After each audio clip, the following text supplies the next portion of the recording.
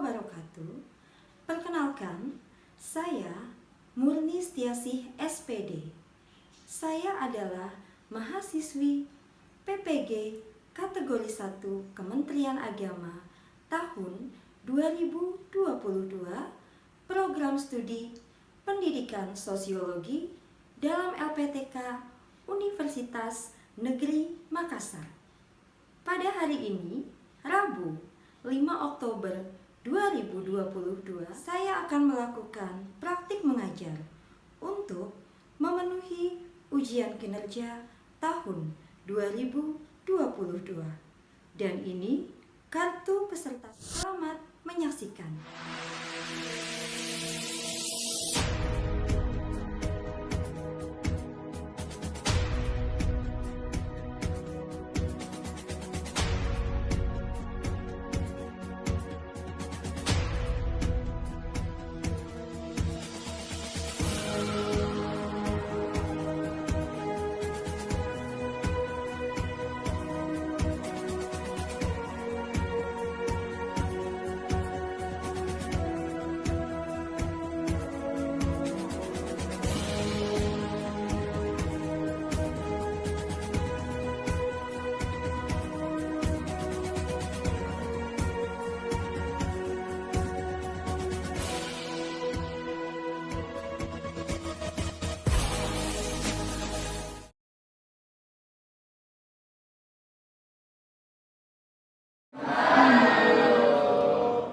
Baik, silakan disiapkan. Dan kepada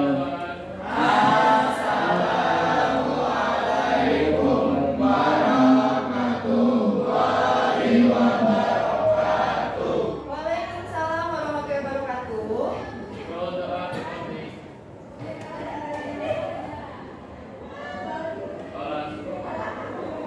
Oke, amin. Baik, kita ketemu lagi dalam pembelajaran mata pelajaran sosiologi. Gimana anak-anak ibu kabarnya? Oke, sehat semua? Happy semua? Sudah bisa move on semua? Mau cek kehadiran dulu deh. Masuk semua? Alhamdulillah, semuanya sehat, semuanya rajin, tidak ada yang cabut atau tidak masuk di pelajaran ibu ya. Baik, nah sudah cek kehadiran, ibu selanjutnya akan cek konsentrasi kalian dulu sebelum kalian memulai pembelajaran untuk hari ini. Ya, jadi seberapa jauh kalian bisa konsen, seberapa jauh kalian bisa fokus untuk mengikuti pelajaran hari ini. Nah, untuk cek konsentrasi, ibu akan memberikan satu ice breaking, ya, namanya tepuk konsentrasi. Nah, sekarang semuanya bisa berdiri. Oke, sudah berdiri semua? Baik, ikuti instruksi atau aba-aba ibu ya. Kak Davi, Padafi Fakih, Fakih Fadil, Fadil Nazwa, Nesa Esa, Nesa Sadin, Sadis Gaisan. Iksan Nabi, Papi Fadil. Nah, siapa yang gak konsen ini? Ayo, oke. Ibu akan mereview materi minggu lalu mengenai konflik yang sudah kita bahas bersama. Ya, kemarin materi minggu lalu mengenai apa? Konflik sosial. Konflik sosial. Sudah kita bahas konflik sosial, yaitu mengenai pengertian konflik. Ada yang bisa mereview apa pengertian konflik yang sudah kita bahas minggu lalu? Siapa yang mereview pengertian konflik? Silakan. Yang mereview pengertian konflik, silakan. Ada yang bisa? Ada yang bisa? Silakan Kak Davi. Pengertian konflik apa Kak Davi? Konflik itu karena itu Bu, suatu masalah Bu. Karena adanya suatu masalah. Ada lagi pengertian konflik? Silakan ada. mungkin konflik itu suatu pertikaian mungkin Bu. Oke, good, pertikaian. Siapa lagi? Silakan. Itu pertentangan di antara dua individu atau lebih. Pertentangan antara dua individu atau lebih. Oke, ini bagus jawabannya. Siapa lagi? Perbedaan cara pandang. Perbedaan cara pandang. Oke, nah jadi itulah yang disebut pengertian konflik. Nah, selain pengertian konflik, kita juga sudah mereview penyebab terjadinya konflik. Siapa yang bisa menyampaikan? Review lagi penyebab terjadinya konflik. Silakan, Tarji. Penyebab terjadinya konflik itu ada perbedaan budaya. Adanya perbedaan budaya. Contohnya apa tuh perbedaan budaya? Contohnya adalah perbedaan, misalnya perbedaan ras, suku, agama, ya yang ada pada masyarakat kita. Itu paling memicu terjadinya konflik. Nah, jadi ini yang akan kita bahas mengenai dampak konflik dan upaya terjadinya konflik, ya. Oke. Nah, jadi apa tujuan daripada pembelajaran yang akan kita bahas untuk materi ini? Nah, yang pertama, tujuan pembelajaran ya di mana kita akan membahas mengenai dampak dan upaya terjadinya konflik adalah supaya kalian sebagai siswa bisa mengidentifikasikan dampak terjadinya konflik dalam masyarakat. Kemudian yang kedua, tujuannya adalah menganalisis dan mendiskusikan upaya penyelesaian konflik yang terjadi di masyarakat. Nah, kemudian yang ketiga, siswa mampu mendiskusikan dampak konflik yang terjadi di masyarakat beserta upaya penyelesaiannya. Dan yang terakhir, siswa kalian bisa mempresentasikan dampak konflik yang terjadi di masyarakat beserta upaya penyelesaiannya. Nah, jadi itu tujuan pembelajaran dari pembahasan materi untuk kali ini, yaitu dampak dan upaya penyelesaian konflik. Oke, kemudian di sini Ibu akan memakai model pembelajaran yang namanya model pembelajaran problem based learning, yaitu model pembelajaran untuk mengasah keterampilan kalian sebagai siswa dalam memecahkan masalah secara mandiri. Nah, nanti ini akan kalian temukan di penilaian kelompok, di mana nanti Ibu akan sajikan masalah yang berkaitan dengan konflik yang terjadi di masyarakat, dan kemudian silakan kalian pecahkan sendiri permasalahan atau contoh konflik yang sudah Ibu sajikan, ya. Nah, kemudian pendekatan yang Ibu pakai adalah pendekatan saintifik, yaitu menggunakan pengetahuan pastinya. Kemudian metode yang Ibu gunakan adalah ceramah, yaitu membahas, menjelaskan materi, dampak dan upaya penyelesaian konflik melalui PPT materi, ya, dan juga diskusi interaktif. Ini nanti akan kalian kerjakan di penilaian pertama, yaitu tugas kelompok, yaitu tugasnya adalah diskusi kelompok dan presentasi kelompok. Oke, lanjut. Nah, ini dia tugasnya untuk hari ini. Ibu akan melakukan penugasan dan penilaian. Ada dua. Yang pertama adalah penilaian kelompok, ya, diskusi dan presentasi tadi sudah disampaikan. Dan yang kedua adalah penilaian individu, yaitu kalian akan mengerjakan soal uraian.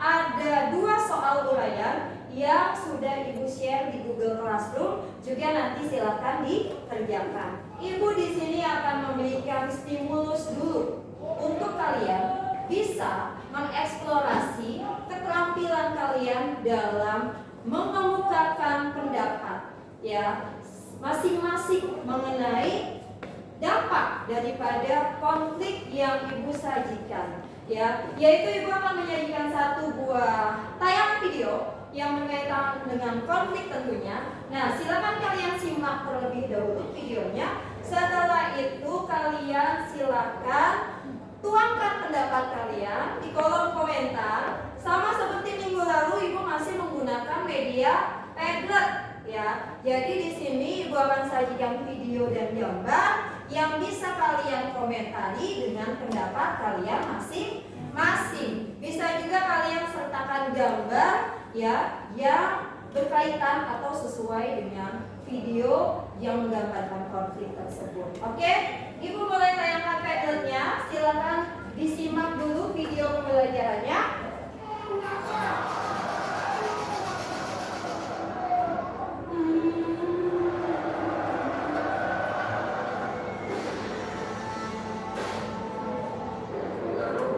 Pesan kepada Kiai, apakah hukumnya membela tanah air bukan membela Allah? Hukum membela negara dan melawan penjajah adalah fardu ain.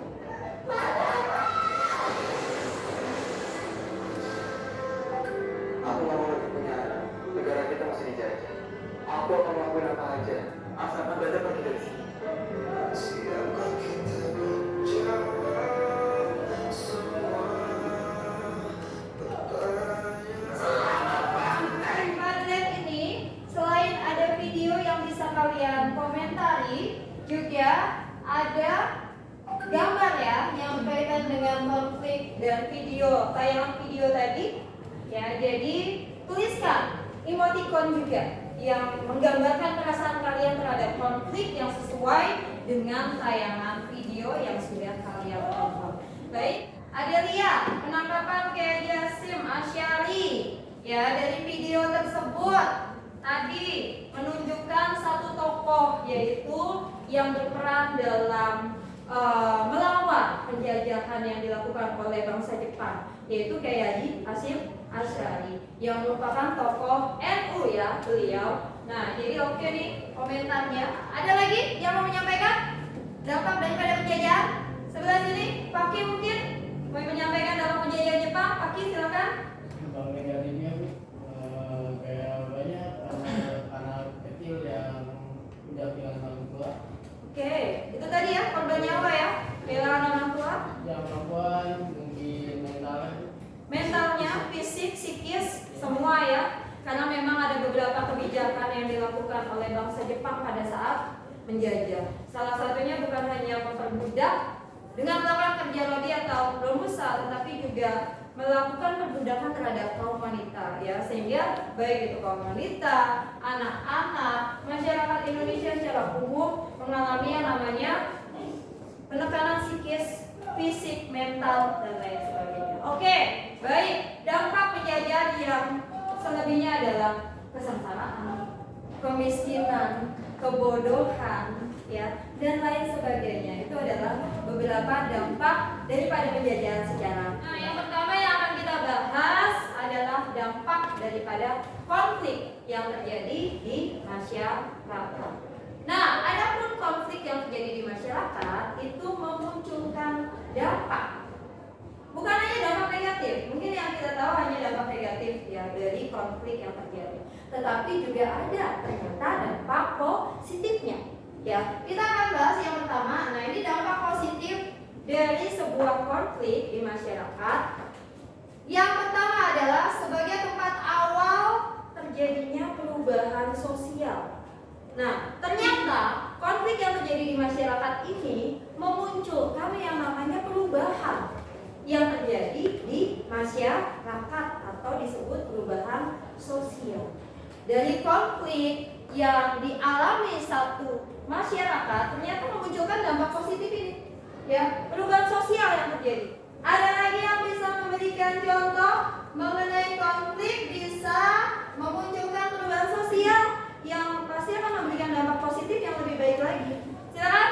Oke, Paki. Contohnya kayak peristiwa G13 PKI. Yes. Itu perubahan sosial dari orde lama berpindah ke orde baru dan pekerjaan presiden dari Presiden Soekarno berpindah menjadi Presiden Soeharto. Oke, good luck dong.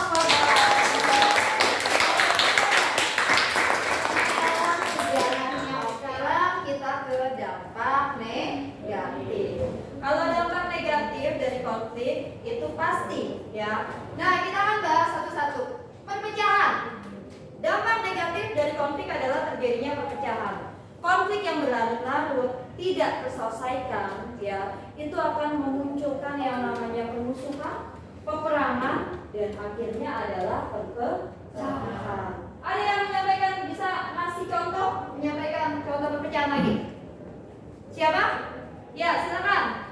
Pemecahan Uni Soviet. Perpecahan Uni Soviet. Bisa dijelaskan? Contohnya apa nih? Negara yang pecah dari Uni Soviet. Waktu Perang Dunia Kedua kan masih di Uni Soviet. Terus akhirnya pecah jadi beberapa bagian seperti yang kita tahu Rusia sama Ukraina. Oke, gue coba kasih plus dulu ya.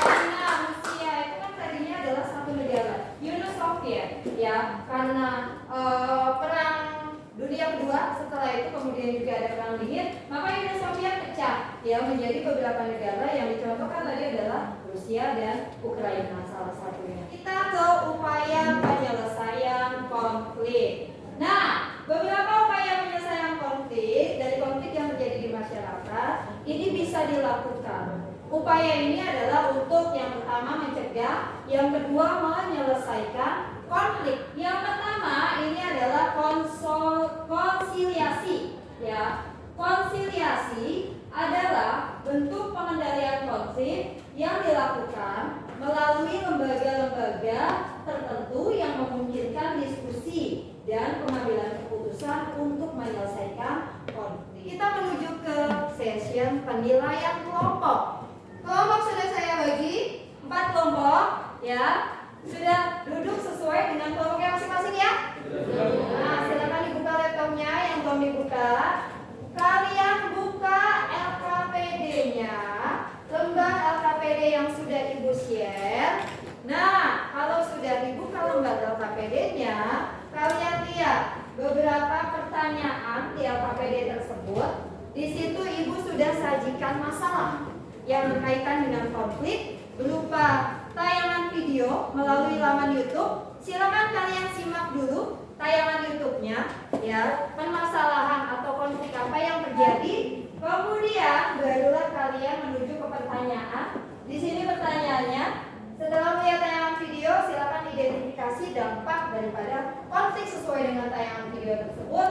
Kemudian yang kedua, analisis juga upaya penyelesaian konflik sesuai dengan tayangan video tersebut. Silakan kalau begitu kalian melakukan diskusi kelompok dengan kelompoknya masing-masing, ya. Kelompok 1 mana?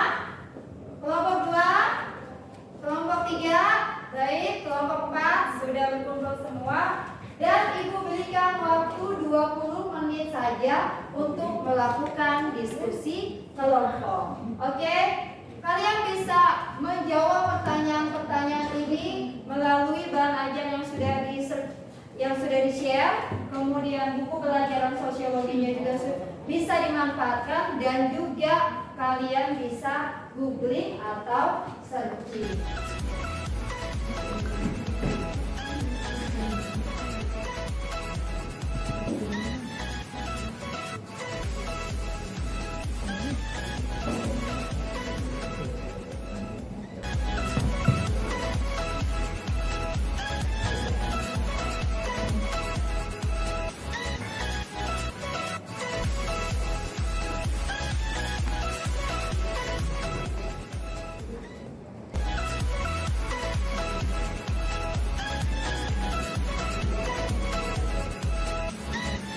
Oke, jangan lupa Ibu juga akan melakukan penilaian sikap pada saat kalian melakukan diskusi kelompok.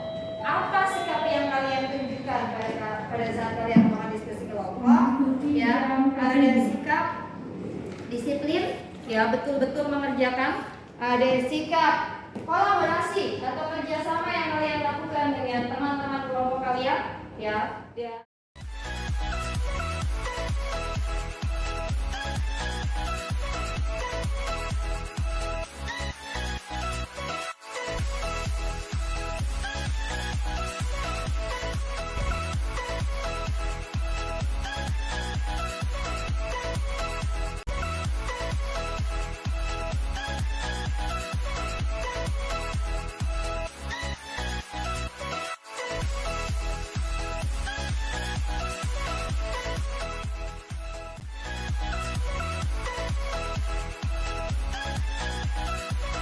pertanyaan itu sudah ketemu jawabannya, lalu buat kesimpulan ya dari 2 pertanyaan yang sudah ditemukan, dan itu nanti hasilnya semua akan dipresentasikan.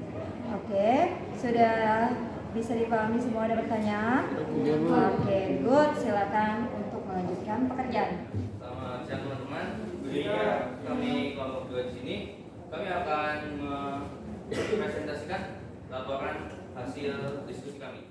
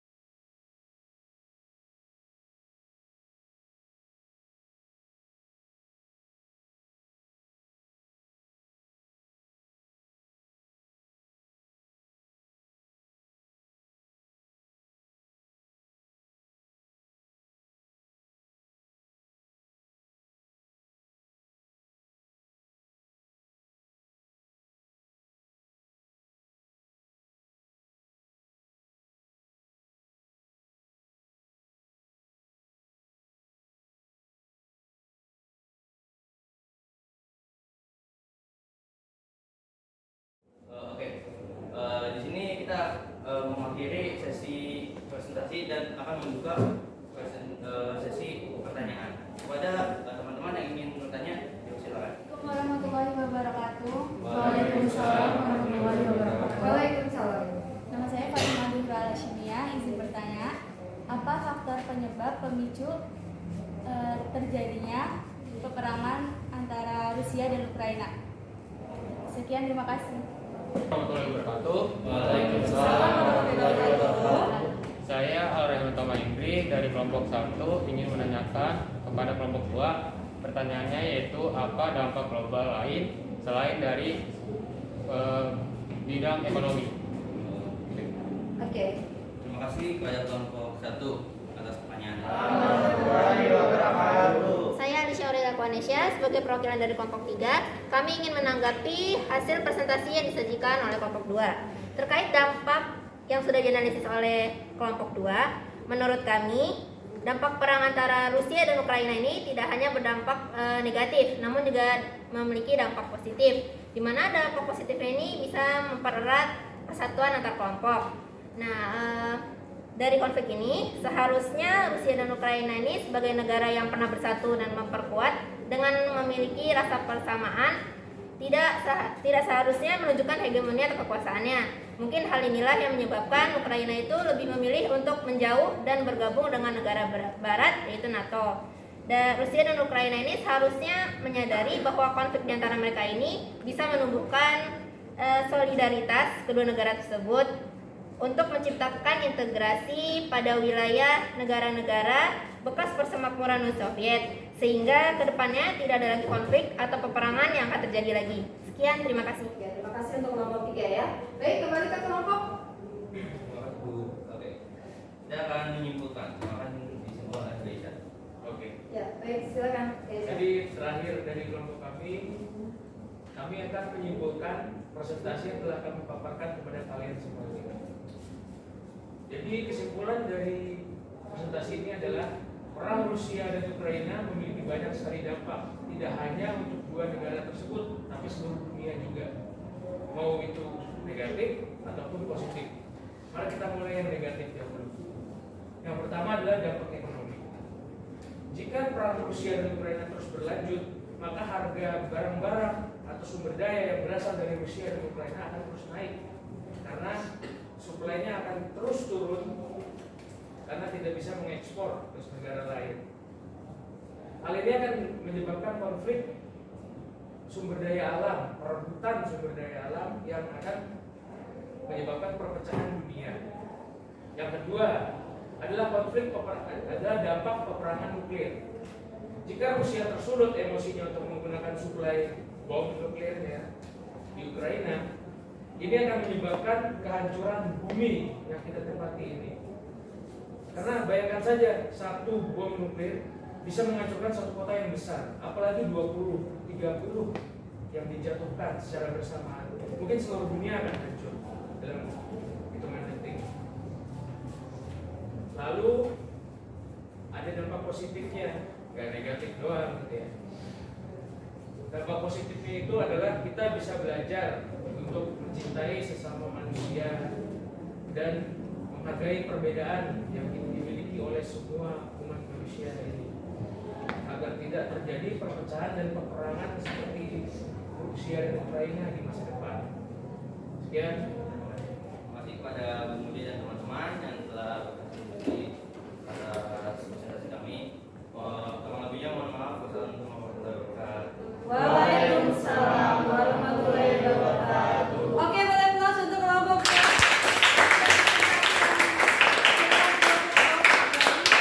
meja dan kursinya masing-masing.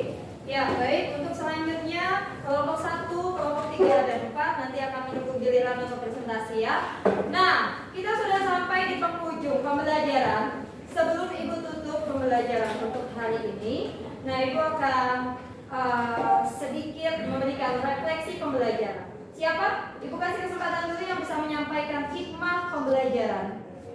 Bisa tahu apa yang nyebabin konflik itu terjadi, kita bisa tahu seberapa besar konflik itu. Kita bisa juga ini upaya apa yang kita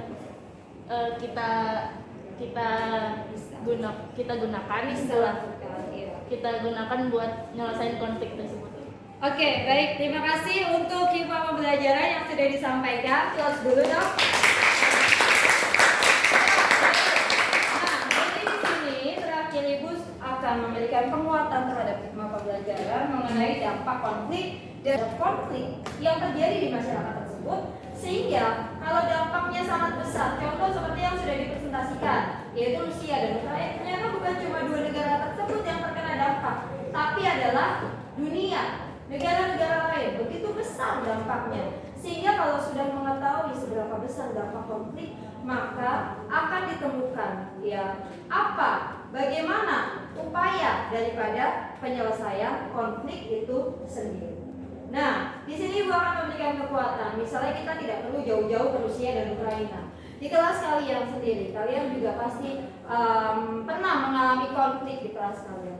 Nah, dari situlah belajar ya bahwa kalau kelas kalian mengalami konflik, ya seberapa besar sih dampak yang kalian rasakan, apa pengaruhnya, sehingga kalau kalian tahu bagaimana besarnya dampak atau pengaruh konflik tersebut, maka kalian akan bisa ya melakukan upaya yang efektif tentunya untuk mencegah, meminimalisir atau tidak sama sekali ya ada konflik yang terjadi lagi di kelas kalian. Ibu akan memberikan tugas individu yang tadi sudah disampaikan di awal.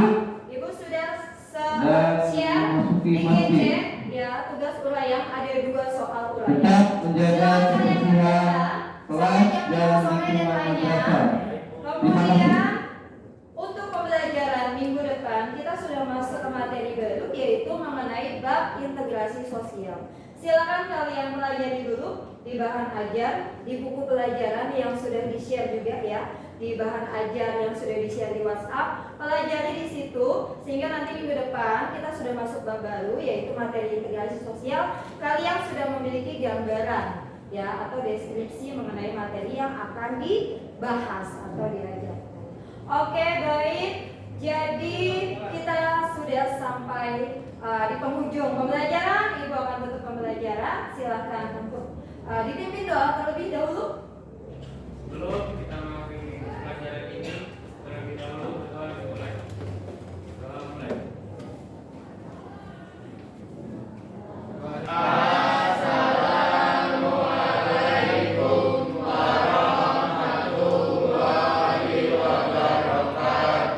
Waalaikumsalam warahmatullahi wabarakatuh. Oke, terima kasih anak-anak ibu yang hebat semua. Jangan lupa untuk tugasnya dikumpulkan sebelum jam 5 sore ya. Oke, baik. Thank you. Assalamualaikum warahmatullahi wabarakatuh. See you next week.